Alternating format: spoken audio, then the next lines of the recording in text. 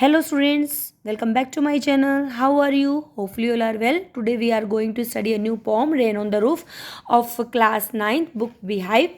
Okay, this poem is written by Courts Kinney, who is an American poet.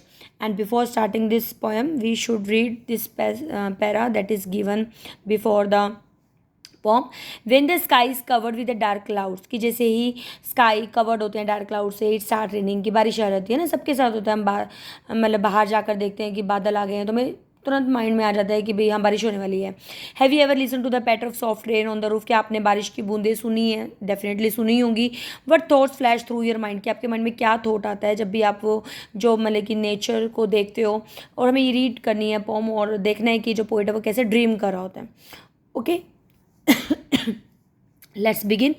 When the humid shadow hover over all the starry spheres and the melancholy darkness gentle weeps in rainy tears, what a bliss to press the pillow of cottage chamber bed and lie listening to the patter of the soft rain overhead. Humid का मतलब कि जो moisture होता है, ठीक है। Hover मतलब movement हो रही होती है। जब भी मतलब ह्यूमिड शेडो यहाँ पे किसको रेफर करें? Humid shadow refers to the clouds that is laden with the vapours, ठीक है। कि जो मतलब कि बादल जो मतलब कि बारिश उसे वेपर से भरे होते हैं। तो जो क्लाउड्स है वो क्या कर रहे हैं? मूव कर रहे हैं स्काई में। और कैसे स्काई? ओवरऑल स्टारी स्फीयर्स कि वो स्टार से भरा हुआ स्काई है। एंड द मेलंकली डार्कनेस, और जब बादल आ जाते हैं तो कैसा इन्वायरमेंट होता है? सैडनेस का हो जाता है। मेलंकली डार्कनेस, ठीक है, वो डार्कनेस को शो कर रहे हैं। जेंटली वीप इन रेनी टीयर्स, और जल्दी ही क्या हो जाते हैं? वो टीयर्स की फॉर्म में रेन बन जाते हैं। What a bliss to press the pillow of a cottage chamber bed and lie listening to the patter of the soft rain overhead. What does it mean? कि ब्लिस क्या है? Happy moment. Poet कैसे blissful feel कर रहा है? Poet bliss तब कर रहा है जब वो अपने रूम में, अपने बेडरूम में पिलो को प्रेस करे, कुशन को, ठीक है, सॉफ्ट कुशन को। और साथ में साउंड सुन रहा है जो बारिश की बूंदें उसके रूफ टॉप पे पड़ रही हैं, ठीक है। और यहाँ पे ओवरहेड क्या है कि डायरेक्ट उसके ऊपर नहीं आ रहे, वो तो रूम में है, ठीक है। जब छत पर आ रहे हैं तो वो ओवरहेड है, इसलिए यहाँ पे ओवरहेड लिखा हुआ है, ठीक है। तो वो उस सारी बारिश की बूंदों को सुन रहा है और उसको पिलो को मतलब कि प्रेस करके वो उसको ब्लिसफुल फील हो रहा है। Next stanza every tinkle on the shingles has an echo in the heart, कि जैसे आवाज़ आ रही है। शिंगल्स क्या होते हैं? जो रूफ टॉप पे जो टाइल्स लगे होते हैं उनके ऊपर वो जो बारिश की बूंदें पड़ने के बाद साउंड आती है। तो उससे क्या हो रहा है? उसके हार्ट में एक ब्लिसफुल मूवमेंट, एक हैप्पी मूवमेंट हो गया है शुरू। एंड 1000 ड्रीमी फैंसीज, और वो क्या कर रहा है? बहुत ज़्यादा 1000 उसमें ड्रीम्स ले रहा है, इमेजिनेशन कर रहा है। इन टू बिजी बींग स्टार्ट, और एकदम से क्या कर रहा है पोइट? अपने आप ही मतलब कि ड्रीम और इमेजिनेशन उसके शुरू हो चुके हैं, ठीक है। वो ड्रीम करना शुरू कर रहा है। एंड 1000 रिकोलेक्शन मतलब कि हज़ारों जो मेमोरीज है, पास्ट मेमोरीज उसके रिबैक हो रही हैं, ठीक है। Weave their 8 threads into the woof, और जैसे वीविंग करते हैं, वीविंग क्या तो कपड़ा बुनते हैं, वीव करते हैं। तो इसी तरीके से तो थॉट्स है, वन बाय वन उसके माइंड में थॉट्स आ रहे हैं। As I listen to the patter of the rain upon the roof, और जैसे वो कब आ रही है मेमोरीज उसको? जब रूफ पे वो पैटर की साउंड सुन रहा है, जब वो बारिश की बूंदों की आवाज़ सुन रहा है। Now come on the last stanza, now in the memory comes my mother, और इस स्टेंजा में जो पोइट है उसके माइंड में उसकी मम्मा की मेमोरी आती है। The mother who is no more now, ठीक है। उसकी जो मम्मा है वो she is not alive. As she is in years agone, agone क्या होता है? कि एगो, ठीक है, जब उसकी मम्मी पहले हुआ करती थी।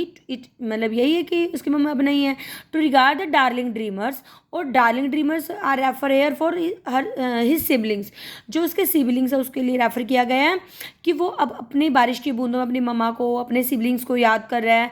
Ira before she left them till the dawn, कि जैसे डे ब्रेक होने से पहले, मतलब कि जैसे उसकी जो मम्मा होती थी उनके पास होती थी, ठीक है। उनको मतलब oh I feel her fond look on me, उसकी मम्मा जैसे क्या होता है रात को क्या होता है कि जो मम्मा होती है वो अपने बच्चों को बड़े ध्यान से देखती है, तो उसको अपनी मम्मा की वो केयर लुक है वो ध्यान आती है। As I list to the this reference, जैसे वो उस मतलब कि रिफ्रेन को, साउंड को सुन रहा होता है जो बारिश की बूंदों का, विच इज़ प्लेन्ड अपॉन द शिंगल, जो बारिश की बूंदें उसकी जो टाइल्स पे आ रही होती है उनको सुन रहा होता है। तो वो सब मेमोरी उसकी रीबैक मतलब कि रिकॉल हो जाती हैं by the patter of the rain, जैसे बारिश की बूंदों से जो बारिश की बूंदें उसकी जो टाइल्स पे पड़ रही होती हैं उनको सुनने के बाद उसकी जो मेमोरीज होती हैं उसको वो रिकलेक्ट होना शुरू हो जाती है। उसको मतलब उसकी मम्मा की याद आनी शुरू हो जाती है, उसके ड्रीमर्स की, किस तरीके से उसको प्यार किया करती थी, ठीक है। तो दिस इज़ ओनली द मतलब कि जो पोएम है वो क्या है, एक नॉस्टैल्जिक फॉर्म में है कि वो उसको पुरानी याद आ रही है, मतलब उसको पुराने टाइम की याद आ रही है बारिश की बूंदों से। और it is also written in a lyrical form. And one more thing if we discuss the literary device है एलिट्रेशन। एलिट्रेशन क्या होता है बच्चे, जब if the consonant sound is repeated, जैसे ह्यूमिड और हॉवर, तो ये one student was asking to ma'am कि ह्यूमिड शैडो भी लिखना है, नहीं, आपने वही सेम वर्ड लिखना है, ह्यूमिड और होवर ही लिखना है आपने। एच की साउंड रिपीटेशन हो तो वही साउंड लिखोगे, आप बीच वाला वर्ड नहीं लिखोगे ह्यूमिड और होवर में, ठीक है। स्टारी स्फीयर्स में ऐसे साउंड की रिपीटेशन हो रही है यहाँ पे, ठीक है। प्रेस पिलो वर्ड में हो रही है, कॉटेज चैम्बर में सीसी की रेपिटेशन हो रही है, देयर आर सो मेनी मतलब कि alliteration you can find. Busy being में हो रही है जैसे, ठीक है। डार्लिंग ड्रीमर्स में हो रही है। तो इस तरीके से आपने देखना है, जैसे जब भी आपको किसी भी पोएम में, ये नहीं है कि इसी पोएम में, जब भी आपको कॉन्सोनेंट साउंड की रिपीटेशन अगर आपको दिखाए तो वहाँ पे क्या होती है, एलिट्रेशन पोएटिक डिवाइस होती है। सेकंड क्या आती है इस पोएम में, ऑनोमेटोपिया। ऑनोमेटोपिया क्या होता है कि जब हमें किसी भी साउंड की बात होती है, जैसे टिंकल वर्ड है, पैटर वर्ड है, जब भी ऑडियो आपको सुनाई दे किसी में, तो वहाँ पे क्या होता है, ओनोमेटोपिया डिवाइसेस होती है, ठीक है। जब मैं बार बार बोल रही हूँ साउंड आए आपको, ठीक है। फिर उसके बाद है पर्सोनिफिकेशन। पर्सोनिफिकेशन लिटरेरी डिवाइस कब आती है, जब हम नॉन लिविंग थिंग्स को लिविंग थिंग्स से कंपेयर करते हैं, ठीक है। अब यहाँ पे देखो आप, यहाँ पे देखो वीव वाला था, यहाँ पे कहाँ गई लाइन वो, जैसे वीव देयर 8,000 टू वूफ। अब वीव को किससे कंपेयर किया गया है, वैसे वीव बुन रहे हैं, कपड़े बुन रहे हैं, तो किससे कर रहा है, इमेजिनेशन से करा हुआ है।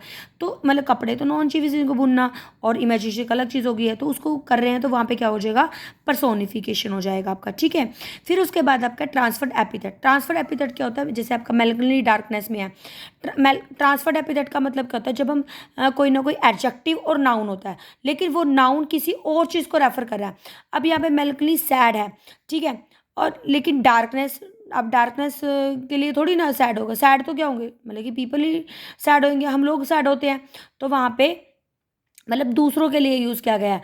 तो नाउन, इस नाउन के लिए नहीं यूज़ किया गया, किसी और नाउन के लिए यूज़ किया गया मेलनकली, तो उस टाइम में क्या होता है, ट्रांसफर एपिथेट, मतलब एडजेक्टिव भी है नाउन भी है, बट वो नाउन रेफर्स करे किसी अदर चीज़ को।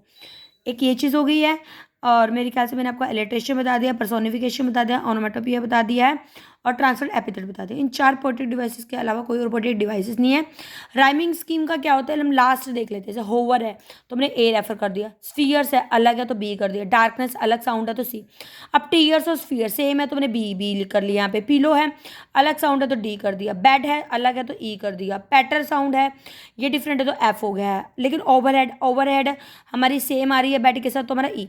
तो इसी तरह के कोई भी अल्फ़ाबेट, जिसे अपने लास्ट वर्ड देखना है, सेम है तो वही लिख दोगे, अगर अलग है तो डिफरेंट अल्फ़ाबेट दे दो आप, तो आप कभी भी आपकी राइमिंग स्कीम बिल्कुल भी गलत नहीं होगी। और राइमिंग स्कीम ज़्यादातर क्या होता है, पोएम में सेम ही होती है स्टैंजर्स में, ठीक है। आई थिंक मैंने हर चीज़ पोएम में जो भी इंपॉर्टेंट है वो डिस्कस कर ली है। अगर फिर भी अगर आपको कुछ लगता है कि मैम आपने डिस्कस नहीं किया तो please write in a comment section.